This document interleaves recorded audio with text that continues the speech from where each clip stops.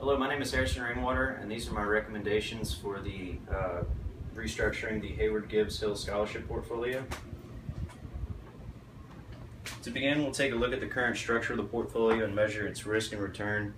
After being given the stocks in the portfolio and the quantity of shares owned, I've sourced the prices of each stock from Yahoo Finance and calculated their market values. After figuring out the total market value of each of the portfolio as a whole, I calculated the weight of each stock's investment and multiplied it by the 5-year average historical return in order to get a weighted return for each stock. I then added these returns together to reach a return on the portfolio of 18.71% for 1.66% risk.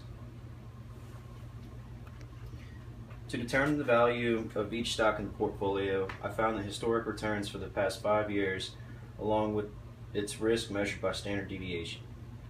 I found that many of these stocks were high risk for a lower than average return and or a low risk for a much lower than average return. Upon restructuring, I have sold all shares in AT&T, Cisco, Entergy, Exxon, and IBM. In Bristol, I've purchased 1,400 shares. In Comcast, I've purchased 2,928 shares. In Pfizer, I've purchased 675 shares. In Qualcomm, I've purchased 550 shares, and in Tyson, I've purchased 1,000 shares.